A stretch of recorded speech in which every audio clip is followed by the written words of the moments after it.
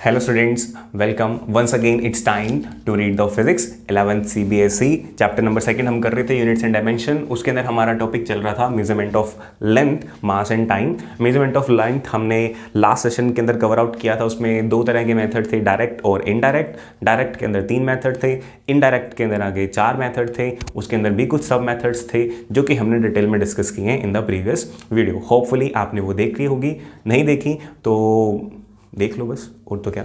और अब अपने कवर कर रहे हैं measurement of mass and time, because वो वीडियो ऑलरेडी लेंदी होगी थी, इसलिए उसमें से वो स्किप कर दिया गया है और यहाँ पे हम एक सेपरेट वीडियो में काम स्टार्ट करते हैं। क्लियर? तो मास और टाइम को मेज़र कैसे करना है उस पर हम आज यहाँ पे डिस्कशन कर रहे हैं। क्लियर? तो मास कैसे मेज़र करते हैं, तो उससे पहले आपको पता होना चाहिए कि मास क्या होता है। तो hopefully you know the difference between mass and weight. Mass क्या है? किसी बॉडी के अंदर कितना मटेरियल है उसे मास कहते हैं। और वेट कैसे पता चलता है? वेट का मतलब कि हम जैसे जब वेइंग स्केल पे खड़े होते हैं और हमारा वेट आता है लाइक 50, 60, 70 जो भी वेट आता है, फॉर एग्जांपल 60 अगर वेट आता है तो वो 60 का मतलब क्या है? वो 60 kg नहीं होता, वो 60 kg नहीं होता, उसको प्रॉपरली या तो ऐसे लिखा जाता है 60 kg वेट, या तो, और ये भी गलत है, 60 न्यूटन लिखना चाहिए उसको। ठीक है, 60 न्यूटन लिखना चाहिए क्योंकि वेट इज अ फोर्स। हम कितनी फोर्स लगा रहे हैं उस वेइंग स्केल के ऊपर खड़े होकर। क्लियर? तो इसीलिए अगर एक आप एक्सपेरिमेंट करके देख सकते हो बढ़िया सा, सनी देओल एक्सपेरिमेंट। अब क्या है सनी देओल एक्सपेरिमेंट? आप किसी डिजिटल वेइंग स्केल के ऊपर अपना हाथ रखो और आप उसके अंदर रीडिंग देखो, कुछ एक रीडिंग आ जाएगी आपके हाथ का वेट कितना है ना। अब अगर आप हाथ को जोर से प्रेस करोगे, रीडिंग विल इंक्रीज, रीडिंग बढ़ जाएगी, है ना। इट मीन्स आपने हाथ में क्या हुआ, एक उंगली ज़्यादा आ गई, कुछ मटेरियल ज़्यादा बढ़ा हाथ का, नहीं, क्या बढ़ाया आपने? फोर्स को बढ़ा दिया, और इस वजह से क्या हुआ?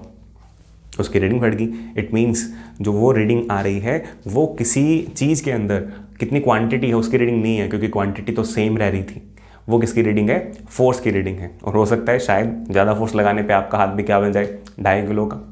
तो दिस इज़ द फंडा how you can make 2.5 kg hand, है ना। तो सनी देओल का हाथ 2.5 किलो का ऐसे ही बनता है। That's why we call it Sunny Deol experiment. तो मास का मेजरमेंट करना अब स्टार्ट करते हैं। मास और वेट का डिफरेंस क्लियर हो गया होगा। मास किसी बॉडी के अंदर कितना सामान है, वो मास। वो सामान वाली बॉडी कितनी फोर्स लगा रही है किसी मतलब अर्थ की वजह से, अर्थ की ग्रेविटेशनल पुल की वजह से कितना फोर्स लगा रही है, उसे कहते हैं उसका वेट।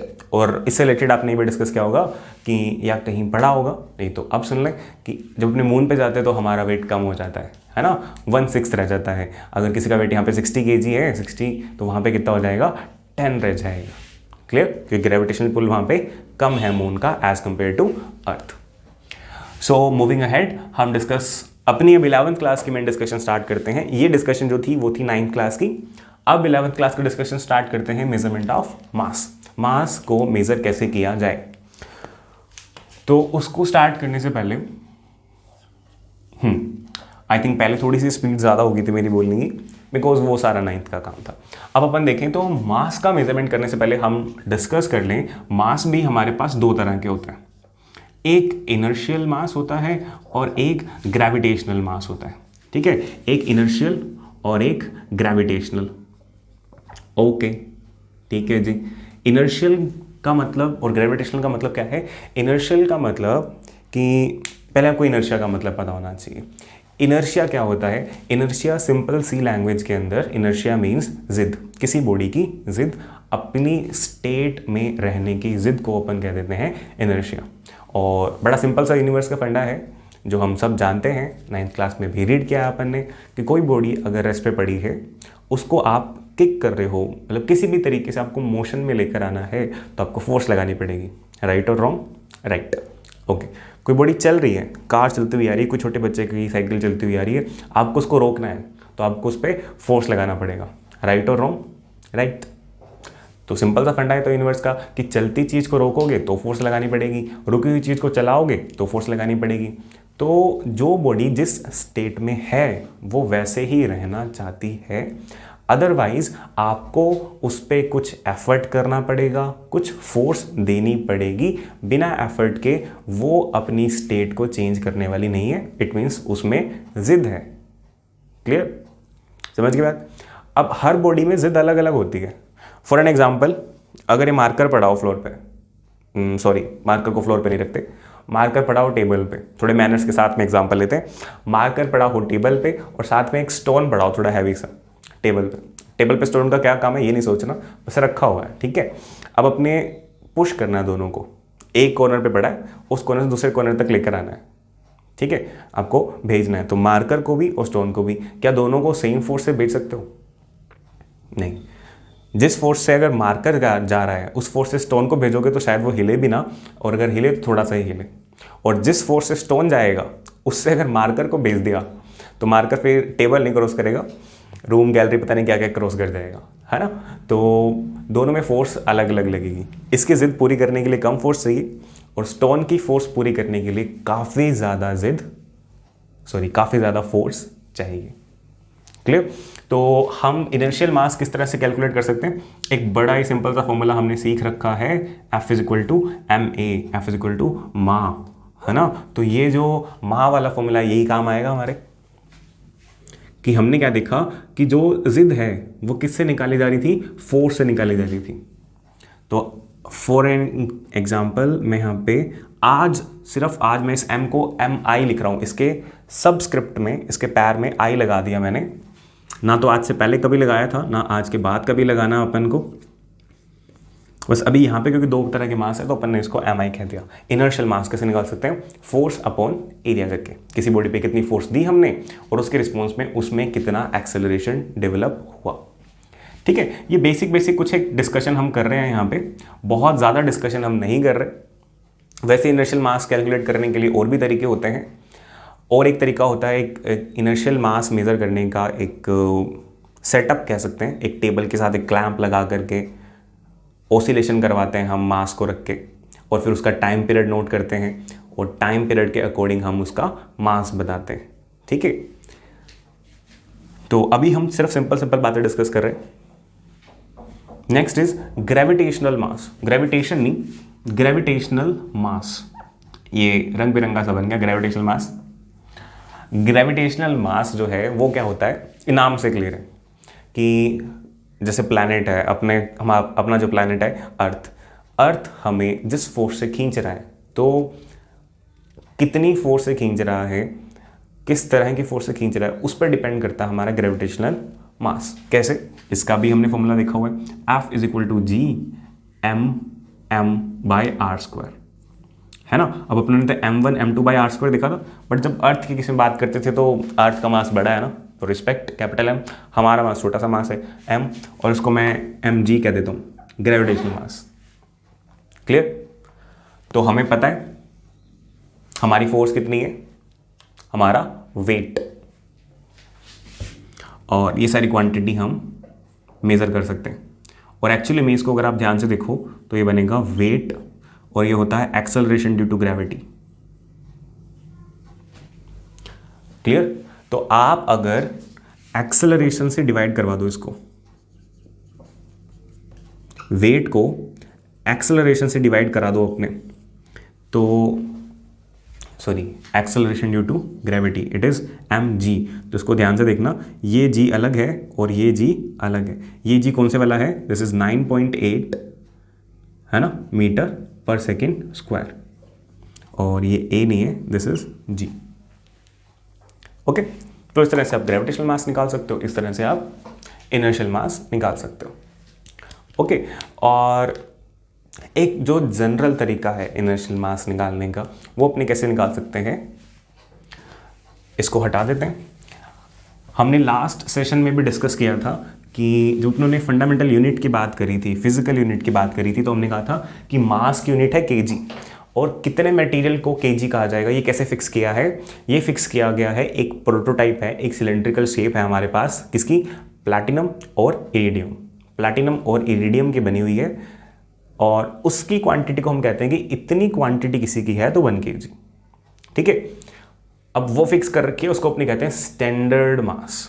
क्लियर? तो हम क्या कर सकते हैं, अब स्टैंडर्ड मास से कंपेयर करके उसके जैसे बहुत सारे मास बना सकते हैं, और सिंपल सा तरीका है, बैलेंसिंग वाले तरीके से भी अपने मास को डिस्ट्रीब्यूट करवा सकते हैं। जैसे कि आपने देखा होगा बैलेंसिंग वाले तरीके से कि अपन ने क्या किया, उसके जैसा एक और डेवलप कर लिया, रिप्रोड्यूस कर लिया, 1 kg के बहुत सारे हैं ना आजकल, और उससे डबल का प्रोड्यूस कर सकते हैं। इस तरह से आगे मैथमेटिक्स यूज़ करके, ट्रिपल करके, हाफ करके बहुत सारे हम मास के वेट्स बना सकते हैं। लाइक आपने कभी भी किसी वेजिटेबल वाले से या कुछ भी वेइंग स्केल जिनके पास होता है वहाँ पे देखा हो तो उनके पास वेट्स पड़े होते हैं ना अलग अलग, तो वो स्टैंडर्ड वेट्स हैं, उसे कंपेयर करके वो किसी भी चीज़ का वेट आपको बता देते हैं। क्लियर? तो ये एक छोटी सी डिस्कशन थी मास के बारे में। क्लियर? अब अपन आगे चलते हैं और मेजरमेंट ऑफ मास की बजाय हम डिस्कस करते हैं मेजरमेंट ऑफ टाइम। ठीक है, हमें मेजरमेंट ऑफ टाइम के साथ ये दिख गया बचत ऑफ टाइम कि हमें पूरा नहीं लिखना पड़ा, मास गया, टाइम आ गया। ओके, सो टाइम को कैसे मेजर करते हैं, ये भी छोटा सा डिस्कशन है, ज़्यादा उतना डीप नहीं है जितना लेंथ वाला था। टाइम को कैसे मेजर करते हैं, तो एक्चुअली में सबसे इजी चीज़ है, सबसे सिंपल चीज़ है और सबसे ज़्यादा यूज़ होने वाला वर्ड है ना ये टाइम।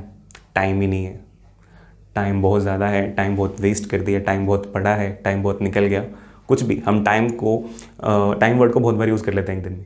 बट अगर आपसे कोई पूछ ले what is the definition of time, can you define time, तो I think most of the people will become silent कि टाइम क्या है वो कैसे बताएं, हमें पता ही नहीं टाइम क्या होता है।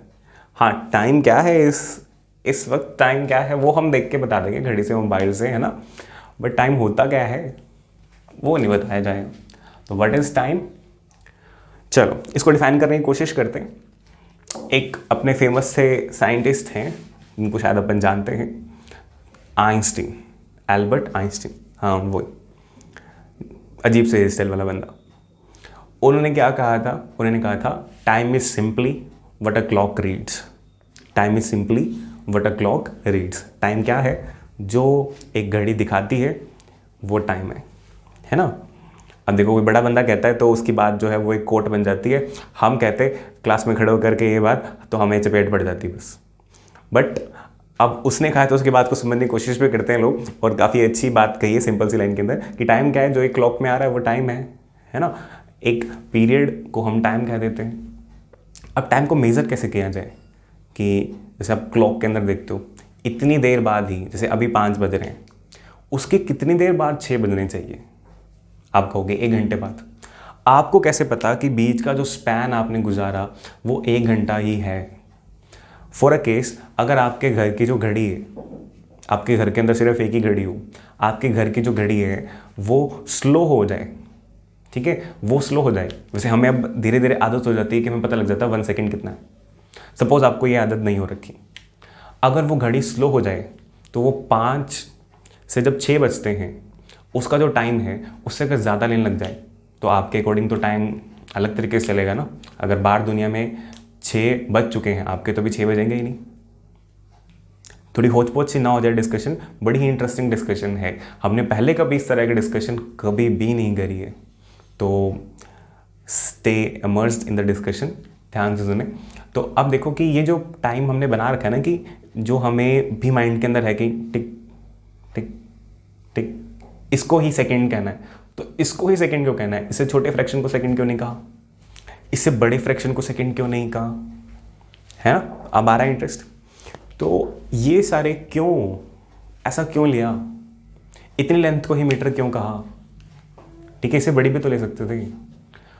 वैसा ही है टाइम के अंदर भी कि इतने ही फ्रैक्शन को सेकंड क्यों कहा, ठीक है, तो उसका रीज़न मिलने वाला आज। तो पहली बात तो आप ये डिसाइड करो कि इतने फ्रैक्शन को हमने सेकंड कह दिया, और फिर हमने डिसाइड किया कि 60 सेकंड्स के अंदर हम 1 मिनट बनाएंगे, ठीक है, फिर 60 मिनट्स का हम 1 आवर बनाएंगे, वो आगे आगे डिवाइड होता जाएगा। बट स्मॉलेस्ट वाले पे डिसीजन लेना पड़ेगा ना कि कितने फ्रैक्शन को हम 1 सेकेंड कहते हैं। क्लियर?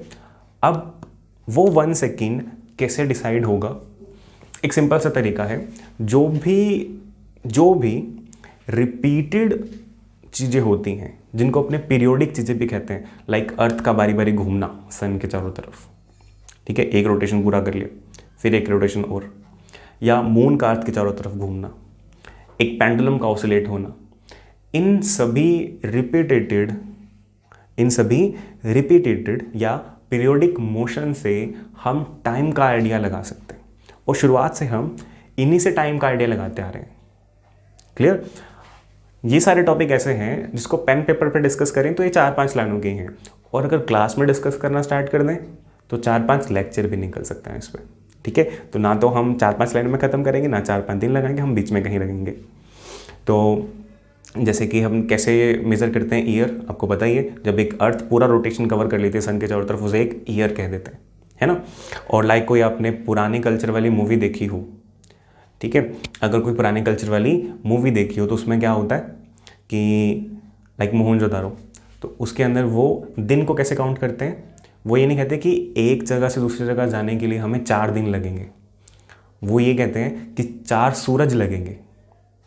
ठीक है, अगर देखा है तो आपको पता होगा, नहीं देखा तो सुन लिया होगा आपने कि 4 सूरज लगेंगे मतलब क्या है, क्योंकि एक रिपीटेटिव है ना कि sun will rise sun will set, sun will rise sun will set, तो उससे उन्होंने आइडिया लगा रखा है कि 1 सूरज, 2 सूरज, 3 सूरज, 4 सूरज, इतना टाइम लगेगा हमें वहाँ पहुँचने में। तो हम टाइम को मेज़र करने के लिए किस चीज़ को बेस माने, जैसे मास के लिए हमने क्या किया, एक प्रोटोटाइप बना लिया। लेंथ के लिए हमने क्या कर रखा है, लेंथ के लिए कोई डेटा से काम कर रखा अपन ने, हमने कर रखा है कि जो लाइट है, लाइट कितना डिस्टेंस ट्रैवल करती है कुछ एक सेकंड में, 1/3 × 10⁸ सेकंड में कितना डिस्टेंस कवर करती है, उसको अपन कह देते हैं कि 1 मीटर। क्लियर? तो वैसे ही इसका भी कुछ टिपिकल सा ही एक सिस्टम है जिससे अपने ने इसको एज्यूम कर रखा है, बट वो सिस्टम कौन सा है, लिसन टू मी। टाइम क्या है वो हमने डिस्कस किया, हम सारा सॉर्ट आउट करते हैं। टाइम मेज़र करने के लिए हम किन चीज़ों का यूज़ कर सकते हैं, जो भी रिपीटेड या हम कहें पीरियोडिक मोशंस हैं उनका यूज़ कर सकते हैं, उनकी हेल्प ले सकते हैं। अब वो कौन से हैं, लाइक हमने कहा अर्थ का सन के चारों तरफ घूमना, ठीक है, मून का अर्थ के चारों तरफ घूमना, और क्या है, किसी पेंडुलम का, पेंडुलम वो वाला जागते रहो या तुम्हें नींद आ रही है, दैट काइंड ऑफ, उसका ऑसिलेट करना, या फिर एक और है जिसको हमने स्टैंडर्ड मान रखा है, सीजियम 133, इसके अंदर के वाइब्रेशंस, बिल्कुल सिंपल वर्ड्स में अपने डिस्कस करें तो ये जो है सीजियम 133, ये पीरियोडिकली वाइब्रेट करता है। ठीक है, तो हमने फिक्स कर रखा है कि इसके इतने जब वाइब्रेशंस हो जाएंगे ना, जब इसके इतने फिक्स वाइब्रेशंस हो जाएंगे तो उस टाइम को हम क्या कहेंगे, 1 सेकेंड कहेंगे। ठीक है, तो हमने इसको बेस मान रखा है। इसको ही क्यों बेस माना, हम पेंडुलम के अंदर क्यों नहीं कहते किसी एक फिक्स पेंडुलम को, क्योंकि ये एक तो जैसे ये अर्थ और सन वाला है, इसमें काफ़ी बड़ा गैप आता है, मून और अर्थ वाला इसमें भी काफ़ी बड़ा गैप आता है। ये शायद छोटा हो सकता है, as per the pendulum depend करता है, पर एक्यूरेसी नहीं आती इसके अंदर। इसके अंदर कितनी ज़्यादा एक्यूरेसी आती है, एक्यूरेसी कहने का मतलब कि अब अपनों ने मान लो इसके अंदर वैसे काफ़ी सारे वाइब्रेशंस होते हैं, उनका नंबर एग्जैक्टली भी मुझे तो याद नहीं है, क्योंकि याद करने की ज़रूरत है नहीं बिल्कुल भी। आपको मैं समझाने के लिए, एक बार ईजी करने के लिए एग्जांपल लेता हूँ कि हमने सपोज कर लिया कि जब उसके अंदर 100 वाइब्रेशंस हो जाएंगे, वो वाइब्रेट कर रहा है जो, अगर 100 वाइब्रेशंस हो जाएंगे, हम काउंट करेंगे, जितने टाइम 100 वाइब्रेशन हुए उतने टाइम को हम कहेंगे कि ये हमारा 1 सेकेंड है। अब नेक्स्ट टाइम में जब ये होंगे 100 से 200, फिर नेक्स्ट टाइम में 200 से 300, तो इनके बीच में टाइम कभी कम ज़्यादा भी तो हो सकता है ना। बट यहाँ पे जो एक्यूरेसी होती है वो होती है 1/10⁻13, मतलब गलती होने का चांस कितना है, 0.0000 कितनी जीरो, 12 zeros और उसके आगे 1, इतना चांस है गलती होने का कि टाइम के आगे पीछे होने का। तो इट मीन्स काफ़ी कम चांस है, काफ़ी ज़्यादा एक्यूरेट सिस्टम है, इसलिए अपन इसको यूज़ करते हैं। मैंने अपनी स्पीड काफ़ी स्लो कर दी है क्यों? क्योंकि ये टॉपिक ऐसा है, शायद हम पहली बार सुन रहे हैं तो हमारे दिमाग में ना जाए, तो हम इसको एक बार दोबारा देख सकते हैं। मैं आपको समअप कर दूं कि हमने किया क्या। हमने ये किया कि टाइम क्या होता है। आप इसकी एक और टारगेट आपके लिए कि आप इससे रिलेटेड कुछ एक डिस्कशन, कुछ एक डिस्कवरी कर सकते हो, ढूंढ सकते हो। आप आसपास डिस्कवर करो डेफिनेशंस कि टाइम क्या है, आप अपने अकॉर्डिंग बनाओ कि टाइम को कैसे डिफाइन करना चाहिए मुझे, और जो साइंटिस्ट है उसको किस तरह से डिफाइन करके गए हैं। मैंने आपको सिंपल सी एक, जो अपने फैशनेबल साइंटिस्ट हैं मिस्टर आइंस्टीन, उनकी डेफिनेशन बता दी कि time is what a clock reads. ठीक है। फिर हमने कहा कि टाइम मेजर करने के लिए जो 1 सेकेंड है उसके लिए अपने को क्या लेना पड़ेगा, कुछ एक वाइब्रेशंस का पैटर्न लेना पड़ेगा। लाइक इससे आपको शायद वो सिचुएशन क्लियर हुई हो कि हमें क्या करना पड़ेगा, कुछ एक ड्यूरेशन लेना पड़ेगा ना। लाइक हमने कहा कि इतने वाइब्रेशन जब इसके हो जाएंगे उसे हम कहेंगे कि 1 सेकेंड हो गया। क्लियर? 1 सेकेंड हो गया। तो इन सब के अंदर भी ले सकते थे, बट इसके अंदर एक्यूरेसी नहीं आती, किसी में टाइम पीरियड बहुत बड़ा होता है, तो हम सीजियम को ही चुनते हैं। क्लियर? और इसकी प्रॉपर डेफिनेशन अगर आपको चाहिए तो उस पर अपन चलते हैं। आपके लिए इसकी एक प्रॉपर डेफिनेशन लिख दी गई है। The time needed for this much vibration which is 9192631770, किसका मोबाइल नंबर नहीं है ये, vibrations of the radiation corresponding to transition between 2 hyperfine ground state levels of caesium 133 second. ये डेफिनेशन किसकी है? 1 सेकेंड की डेफिनेशन है ये, पर 1 सेकेंड में याद होने वाली, 1 सेकेंड में समझ आने वाली तो बिल्कुल नहीं लग रही है। ठीक है। ये वाला जो नंबर था इसकी बात कर रहा था मैं, कि इतने वाइब्रेशन जब हो जाएंगे, इसका मीनिंग क्या है, कंप्लीटली मीनिंग आपको समझने की भी जरूरत नहीं है बिल्कुल भी। आप जस्ट ये समझें कि जब इतने वाइब्रेशंस हो जाते हैं, कई सारे, अगर आप आगे जाओगे 12th के अंदर पहुंचते हो 11th के बाद, और जो कि पहुंचोगे होपफुली ज़रूर पहुंचोगे, तो जो एटम होता है उसके अंदर एनर्जी के कई सारे लेवल्स होते हैं। तो हम कह रहे हैं कि 2 लेवल के बीच में जब ये एक ट्रांजिशन होगी, ऊपर नीचे जब जाएंगे, तो उसके अंदर इतने वाइब्रेशन जब होंगे उतने टाइम को हम क्या कह रहे हैं, 1 सेकेंड कह रहे हैं। क्लियर? तो ये इसकी एक स्टैंडर्ड डेफिनेशन है। क्लियर? होपफुली आपको समझ में आ गई। Now we are done with the measurement of length, mass and time.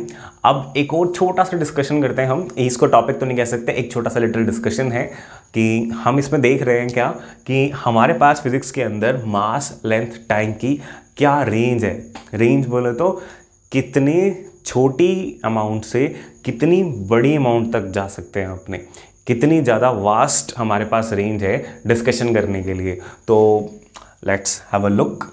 जैसे किसी शॉप पे जाते हैं ना अपने को सामान खरीदने के लिए, उसको दिखाएं, उसको कहें कि भैया हमें शर्ट लेनी है, आप रेंज दिखाओ। अब वो कितने दिखा देगा, 100, 20, 30, 100 तो बहुत ज़्यादा बोल दी, 5, 10, 15, 20, 30, बस 50 या हद से 100, है ना।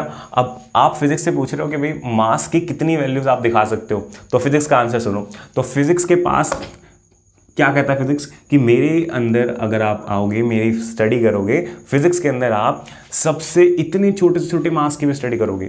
10⁻31 kg, 10⁻30 kg, इसकी भी स्टडी करने वाले हो। ये कौन है 10⁻30 kg? ये इलेक्ट्रॉन है ना। इलेक्ट्रॉन का मास होता है 9.1, 10⁻31, उसको राउंड ऑफ करें तो वो हो जाएगा 10⁻30। तो आप फिजिक्स के अंदर इसकी भी स्टडी करोगे, और फिजिक्स के अंदर इसकी भी 10⁻+55 kg। अब ये कौन है भाई इतना ज़्यादा वेट वाला? तो पहली बात तो इतना बड़ा वेट कैन वी इमेजिन नहीं, मास, सॉरी, इतना बड़ा मास कैन वी इमेजिन नहीं। तो ये है किसका? This is the mass of universe. आपका मेरा तो हो नहीं सकता, तो मिला के सबका, आपका मेरा सबका जो भी है, सारे यूनिवर्स का, सब गैलेक्सीज मिला करके सबका मास। तो ये स्टडी भी कहाँ आती है? फिजिक्स में ही आएगी, केमिस्ट्री बायो में तो आने वाली नहीं है। ठीक है। फिर नेक्स्ट बात करें लेंथ की, तो लेंथ हमारे पास, लेंथ की रेंज कहाँ से कहाँ तक है? हम इतनी छोटी लेंथ पढ़ेंगे, as small as 10⁻⁻15 to as big as 10⁻26 in metres. Yes, you are right. Length हम मेजर करते हैं मीटर के अंदर। ये किसकी लेंथ है 10⁻15? ये एक प्रोटॉन का साइज है, और 10⁻26 तो ये यूनिवर्स का साइज है। ओके, तो this is the size of universe. Again देखो, बड़ी चीज तो यूनिवर्स की ही है।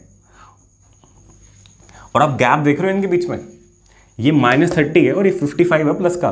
बीच में कितना गैप आ गया? बीच में गैप आ गया 30, तो ये और प्लस के 55 ये 10⁻85। इतनी शर्ट तो वो नहीं दिखा सकता ना शॉपकीपर, 10⁻85। पहली बार देखी इतनी बड़ी पावर 10 की है ना लगभग। तो ये रेंज है फिजिक्स के पास। फिर टाइम, टाइम की रेंज क्या है?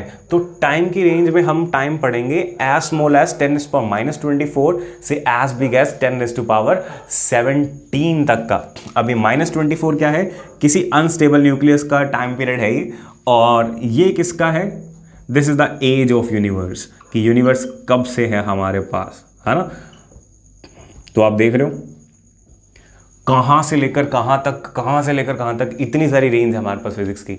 तो बेसिकली अभी तक जो चल रहा था उसमें बेसिकली आपके पास क्या आउटलाइन है? एक तो आपको ये दिखाया गया है कि फिजिक्स के अंदर एंट्री हो रही है आपकी, तो आपको छोटी छोटी डेफिनेशंस, कुछ कॉन्सेप्ट्स वो क्लियर किए जा रहे हैं, आपको नर्चर किया जा रहा है। जैसे कुछ घर में आया ना कोई पर्सन, कोई नया पर्सन अगर घर में रहने आया है तो उसको सभी से मिलवा रहे हैं आराम से, धीरे धीरे छोटी छोटी बातें बता रहे हैं कि ये चीज़ जहाँ रखी है, ये चीज़ जहाँ रखी है, ऑल दैट। अभी वैसे ये यूनिट काफ़ी बाकी है, जो हमारी यूनिट है यूनिट्स एंड डायमेंशंस, उसके अंदर अभी डायमेंशंस वाला पार्ट बाकी है जो कि न्यूमेरिकल पार्ट है, जिस पे हम न्यूमेरिकल कर सकते हैं, प्रैक्टिस कर सकते हैं। अभी तक का मोस्टली थ्योरी वाला पार्ट था, डिस्कशन वाला पार्ट था, काफ़ी ज़्यादा अच्छा एनरिच पार्ट था, ठीक है। तो वो जो पार्ट है, अब हमें मेनली जो हमारा इस चैप्टर यूनिट जो है उसमें जो डील करना है वो करना है डायमेंशंस, एरर्स और सिग्निफिकेंट फिगर्स। तो ये सब चीज़ें करनी है, वो हम करते हैं नेक्स्ट सेशन में। Till then take care.